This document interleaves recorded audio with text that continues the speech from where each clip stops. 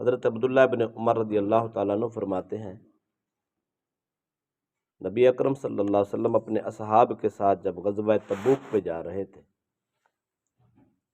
مدینہ سے تبوک کی طرف جاتے ہوئے راستے میں ایک مقام ہجر آتا ہے۔ مقام ہجر وہ ہے جہاں قوم سمود حضرت صالح علیہ السلام کی قوم رہتی تھی۔ جب یہ قافلہ وہاں پہنچا، چونکہ یہ علاقہ وہ تھا جہاں ان لوگوں نے صالح علیہ السلام کی اونٹنی کی کونچیں کاٹی تھیں، ٹانگیں کاٹی تھیں اور عذاب اترا تھا۔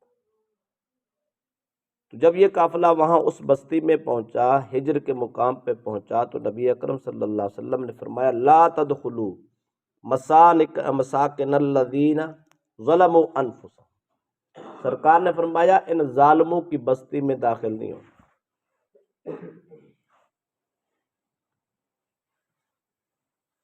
الا ان تکونوا باقین ان یصیبکم ما اصابہ۔ تاجدار کائنات صلی اللہ علیہ وسلم نے فرمایا ان کے اس راستے سے نہیں جانا، اس بستی سے نہیں گزرنا، چونکہ اس بستی پہ عذاب اترا۔ اب دوسرا راستہ ہی متبادل نہیں تھا، گزرنا بھی یہاں سے تھا۔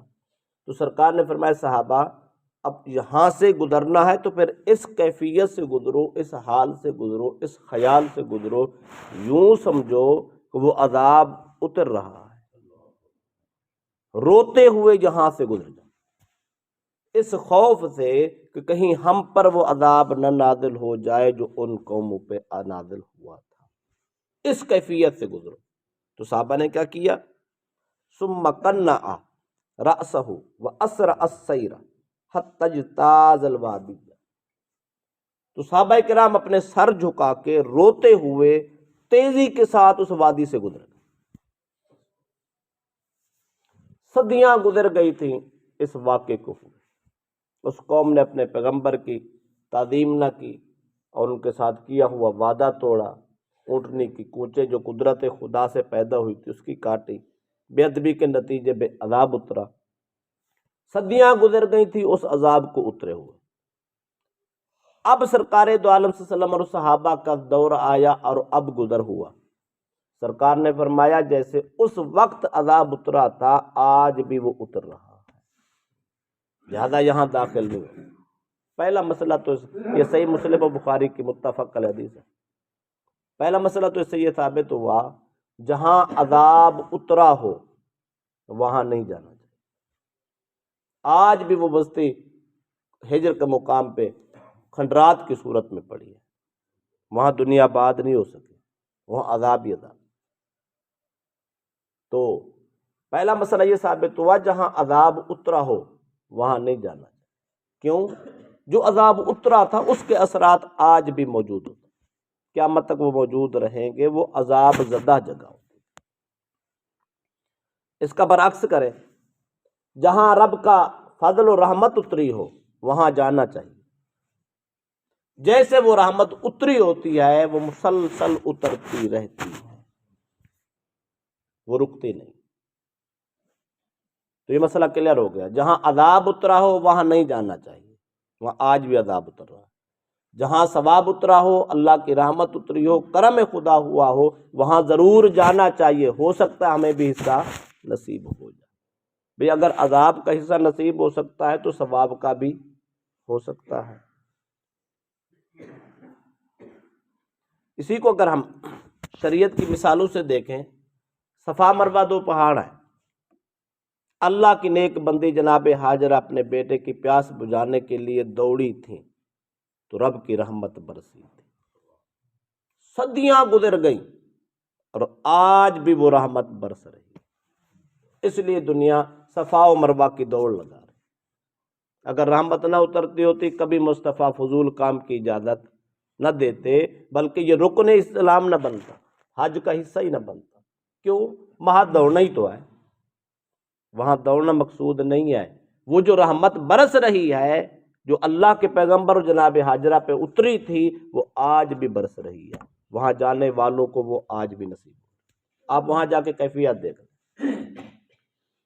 ہم رسمی کام کرتے، رسم چھوڑ کے کیف سے آدمی وہاں صفا مروہ کی دوڑ لگائے، کیف سے دو باتیں آج بندے کو سامنے آ جاتی ہیں۔ ایک تو یہ، وہ جو جناب ہاجرہ وہاں دوڑی تھیں، کتنا صحت مند بندہ کیوں نہ ہو، جب وہ صفا مروہ کی دوڑ کرتا ہے وہ تھکاوٹ اس کو ضرور ہی محسوس ہوتی ہے، میں نے پریکٹس کر کے دیکھی۔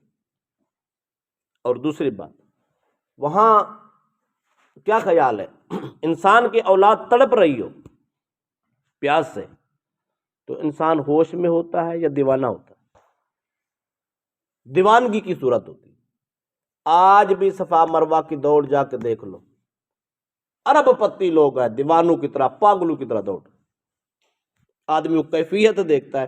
یہاں ہم بڑے ہی معزز طریقے سے چلتے ہیں، قدم اٹھا کے چلتے ہیں، دوڑنا نہیں ہے، لوگ یہ نہ کہیں عمر دیکھو، دوڑ دیکھو، فلاں ہے فلاں ہے، اپنے آپ کو مہذب ثابت کرتے ہیں۔ وہاں بڑے بڑے مہذب دیوانے ہو کے پھرتے ہیں، کیوں؟ کیف وہی آج بھی موجود ہے۔ تو جہاں رحمت برستی ہے، ایک بار برس جائے تو رب روکتا نہیں ہے، کیوں؟ اس کے خزانوں میں کمی نہیں ہے۔ تو جہاں عذاب اترتا ہے پھر وہ اترتا ہی رہتا۔ دوسری مثال بھی آپ دیکھ لیں، وہاں منا کے میدان پہ دنیا جاتی ہے، کیا ہے؟ میدان ہی ہے، وہ پہاڑوں کی ایک وادی ہی تو ہے، اور کیا ہے؟ کچھ بھی نہیں ہے وہاں، کیونکہ اللہ کے پیغمبر کامیاب ہوئے تھے، شیطان مردود ناکام ہوا، شیطان کی ساری چالیں ختم ہوئیں، جناب ابراہیم اور حضرت اسماعیل اپنے امتحان میں کامیاب ہوئے، اللہ کی رحمت برسی، وہ آج بھی برس رہی ہے۔ میدان عرفات میں جاتے ہیں، کیا ہے وہاں؟ کچھ بھی نہیں، سب نے اکٹھا ہونا، جا کے بیٹھ جانا، ذکر کرنے کی، فکر کرنے کی، وہاں تسبیح پڑھنے کی کوئی فرائض میں شامل نہیں ہے۔ بس آپ نے عرفات میں جانا، یہی حج ہے، صرف وہ خطبہ ہی ہوتا ہے تھوڑی، باقی آپ نے جانا ضروری ہے، وہاں جانا، جا کے بیٹھنا ضروری ہے، فرض ہے، ورنہ حج نہیں ہوتا۔ تو بھائی کیوں جانا ہے؟ وہاں جناب آدم کی توبہ قبول ہوئی، رب کی رحمت برسی، جناب حوا سے ملاقات ہوئی تھی، وہاں رب کی ملاقات ہو رہی ہوتی ہے، بندے اور رب کے درمیان پردے اٹھے ہوتے ہیں، یہ کیف ہوتا ہے۔ کیف وہی ہے جو جناب آدم کو نصیب ہوا تھا، آج تک وہ قوم کو نصیب ہو رہا، جو رحمت اتری تھی، رب کا فضل اترا تھا، وہ آج تک اتر رہا۔ تو یہ مسئلہ صحیح مسلم و بخاری سے ثابت شدہ ہے، جہاں رحمت برسے وہاں جانا چاہیے، رحمت آج بھی نصیب ہوتی ہے۔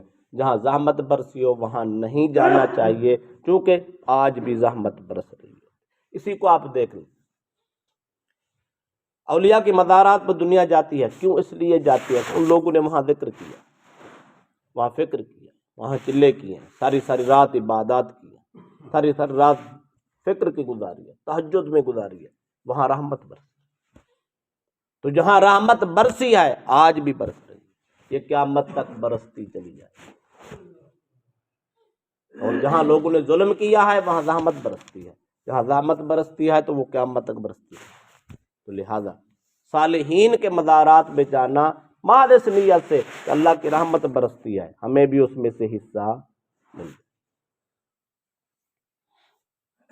دوسری بات یہ ہے، جب اس بستی سے گزرے نا، مقام ہجر سے، تو کچھ لوگوں نے، وہاں ایک کنواں تھا، کنویں سے پانی لیا، پانی لے کے آٹے گوندھ گئے، مسافر تھے، راستے میں روٹی پکاتے تھے۔ جب سرکار کو پتہ چلا کہ قوم سمود کے مقام ہجر کے قائم شدہ کنویں سے لوگوں نے پانی لے کر آٹا گوندا، سرکار نے گوندا ہوا آٹا پھینکوا دیا، فرمایا یہ عذاب زدہ جگہ کا پانی ہے۔ کیا خیال ہے؟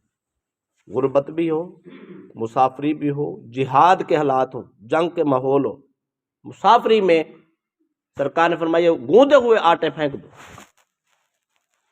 پھینک دیے گئے، کتنا نقصان، کیا فضول خرچی نہیں تھی؟ لیکن بات اصل یہ تھی، سرکار نے فرمایا اس میں بھی وہ عذاب کے اثرات موجود ہیں۔ کنویں میں کیا ہوا تھا؟ کنویں کا کیا قصور تھا بھائی؟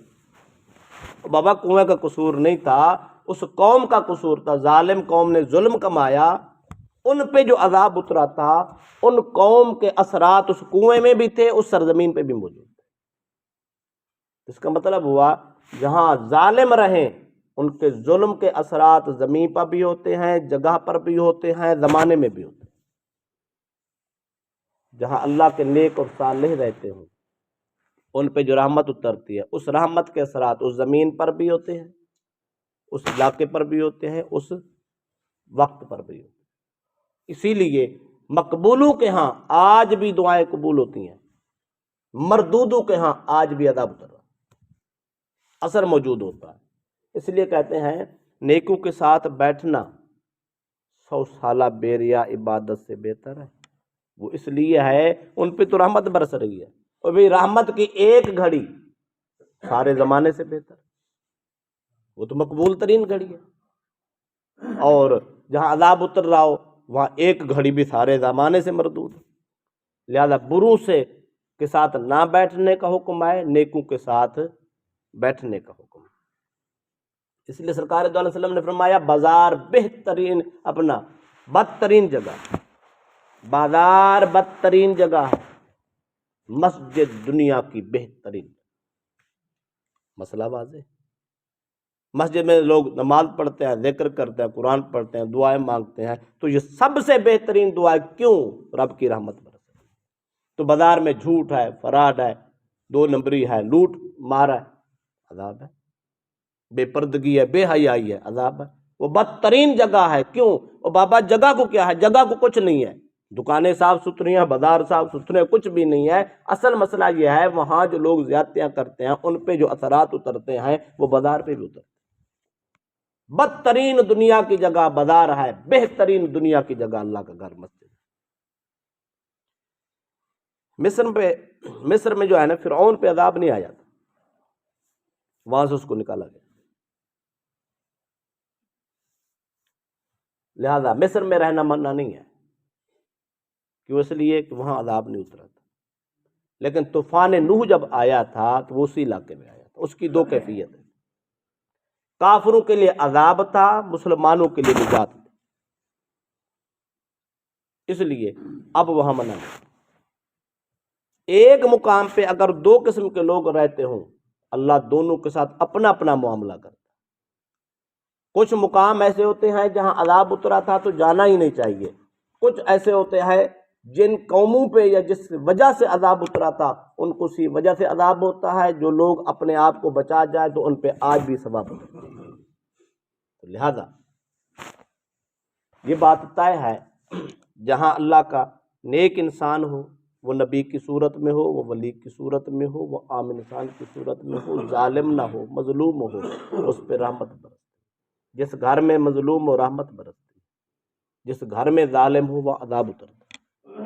لہذا ظلم کر کے ہمیں اپنے گھر نہیں برباد کرنا، اپنا معاشرہ نہیں برباد کرنا، اپنا ماحول نہیں برباد کرنا، اپنی قوم اور نسل پہ عذاب اتارنے کا سبب پیدا نہیں کرنا۔ ہمیں کوشش کرنی ہے اور کہیں کسی پر ظلم نہ کریں، زیادتی نہ کریں، کسی کا حق نہ ماریں، ناجائز سزائیں نہ دیں، تاکہ ہمارا گھر بھی محفوظ رہے، ہماری جان بھی محفوظ رہے، اور ہماری اولاد اور نسل بھی محفوظ رہے۔ تو اللہ پاک ہم سب کو